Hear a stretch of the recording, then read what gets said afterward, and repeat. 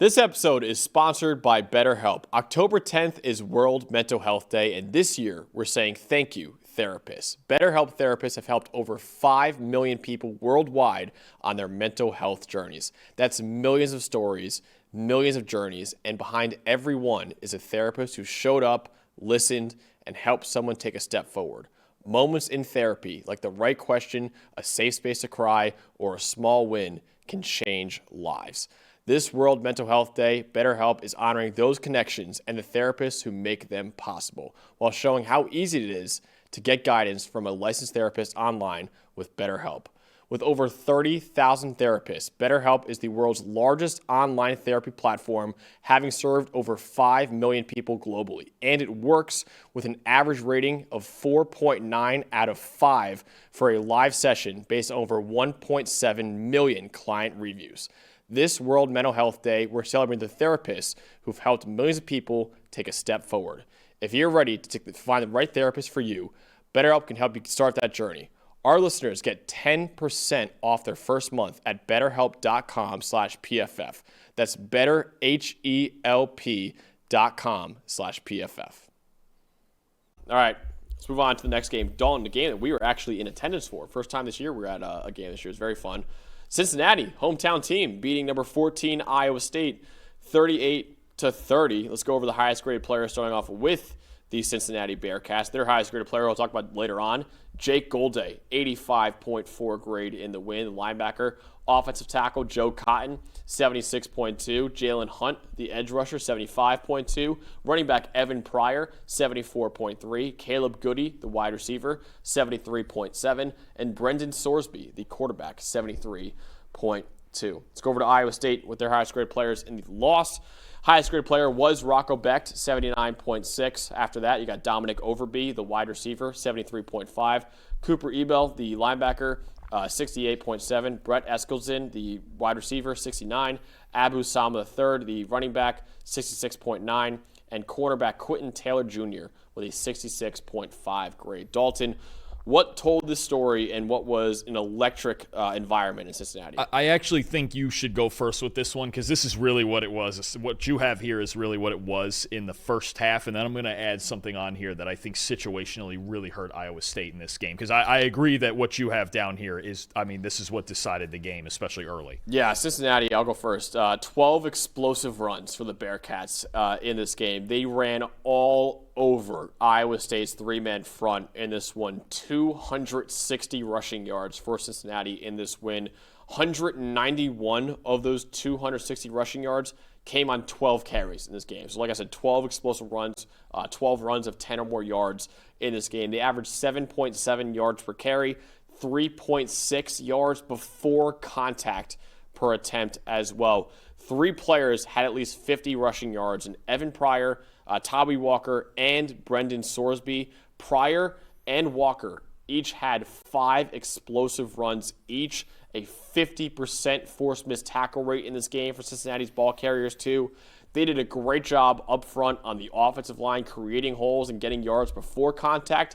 And these running backs and Brendan Sorsby too, amazing job at just breaking so many tackles from Iowa State too. And Iowa State, really poor job in run defense and just fitting it up on run defense. Was it 216 of those rushing yards in the first half? I believe so. I think it was 216, and these 3 guys, Sorsby, Walker, and Pryor, combined to break 17 tackles. It's crazy. Just ridiculous. And I think and my most impressive look, this was such a fun game for me to watch from up in the press box because Cincinnati's offensive coordinator, Brad Glenn, especially in the first half, he was absolutely on everything. All of Iowa State's fronts in the run game, when they got in a 3-man front like they like to be in, he went outside zone and broke contain. When they got in a 4-man front and they were playing a little wider with those defensive ends, he went inside and was pulling people and ran inside zone and just gashing them between the tackles. Brad Glenn had every answer, and he was dictating what Iowa State's defense was going to be for about 2.5 quarters in this game. And in the second half, the production slowed down, but that's honestly because Iowa State basically on early downs, on first down especially, was going, we just have to, if it's not a full zero blitz, we basically kind of have to show them zero and just put everybody we have in it because we can't keep getting run over. Now, give it to them. They got back in the game, right, by stopping the run on early downs in the second half. But that stress that Brad Glenn caused between the formations and the way that he was dictating spacing, and then the way just with personnel that he was dictating the fronts. Unbelievable play calling from the Bearcats, especially in the first half of this game. What told the story for you in this game, though? So the side story to me here, and this was funny because pregame, Iowa State was down. They were down 16 guys on their injury report. And maybe the most impactful one was their kicker, Kyle Conradi, who's one of the best kickers in the country, and their backup kicker, Jace Gilbert, both being out. So what we saw on the field, we were on the field pregame, and we saw a third-string kicker out there kicking. And just in case he was going to struggle, we saw one of the offensive linemen, I forget the name off the top. Was that who it was? What's that? It wasn't actually a kicker. It was an offensive lineman doing that? That was warming up? Big number 67? Yeah, I thought he was just a massive kicker. No.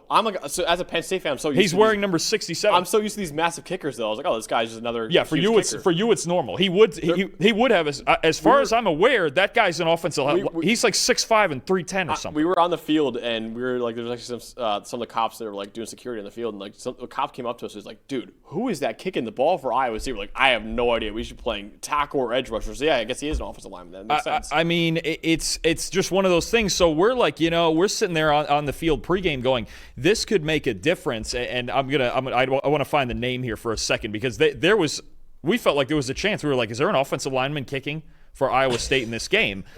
And what ended up happening was, more than anything, is that injury situation. Carson Rhodes, by the way, 6'8", 310. 6'8", 310. We saw him kicking off a tee, kicking field goals pregame in warmups. In case the other third, because the Penn State kicker thing is, you guys look for. I'm just so conditioned. You guys you look for a minimum. This is Carson Rhodes, redshirt freshman offensive lineman, 6'8", 310, kicking before the game. Now he wasn't the one that kicked in the game, but I think more so this is about what this did to Iowa State's decision-making. Yes. And even just at times the special teams and the effect it had. Okay, so second drive of the game, 48-yarder. They're in range for a 48-yarder on fourth down. If they had Conradi, no doubt they're kicking it. No question. We've seen him hit from 60? I think we've seen it. 58, 60. I remember the game-winning kick last year against Iowa. Pass on a 48-yarder, turnover on downs. Short kickoff after they scored to only about the 10, 11-yard line. Cincinnati returns it to their own 45. Score a touchdown. Missed a 35-yard field goal.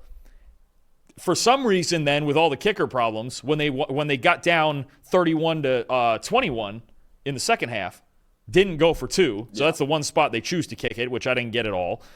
Short kickoff early in the third quarter, returned to Iowa State territory. Passed on a 50-yard field goal that if you had Conradi, that would have been a kick situation. Turnover on downs. Passed on a 34-yard field goal that would have made it a 6-point game. It's just... You could feel, and we kind of felt it pregame with when we saw a third-string kicker and an offensive lineman kicking. We were like, this is going to play into it, isn't it? And it really did play into a lot of I think it messed with a lot of the decision-making for Matt Campbell and this Iowa State team. Hopefully they get Kyle Conradi healthy for their own sake, and that makes those decisions a lot, because 48s and 50s and certainly 35s, all well within his range. Again, he's one of the best kickers in the country, but it struck me how much special teams, and it may not have been a return touchdown or something like that, but how much that just hung over. It hung over this Iowa State team throughout this game with certain decisions, and I think it did make a big difference in this game. God, I'm like heartbroken that he's not actually a kicker. I was at Penn State, he would be. They would have given him a scholarship to be a kicker at 6'8" and 310. That's like the average size of their kicker. Yeah, I was like, this is awesome. But yeah, he's an offensive We saw this big 67 kicking pregame, and we were like, wait, is that the plan today or what? Yeah, that police officer came up to me. He's like, dude, who is that monster kicking the ball? I was like, I have no idea, but we might see him today because they have two kickers hurt right now for Iowa State. I want to shout out Jake Golday, the linebacker for Cincinnati. What a game for him, man. 85.4 PFF grade, 80 run defense grade. He had a one run defense stop, too. 83.8 coverage grade in this game, too, with a forced incompletion that would have been an easy first down if he didn't make an acrobatic forced incompletion on that play. 5 coverage stops total in this game, too.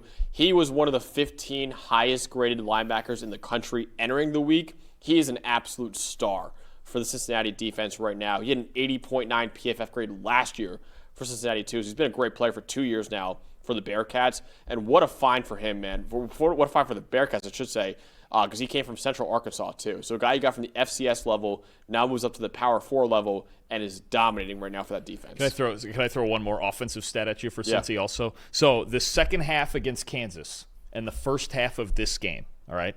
Those two halves. Those are Cincinnati's two highest EPA per play halves against a Power 4 team in the last 9 years. Wow. The second half against Kansas and the first half of this game.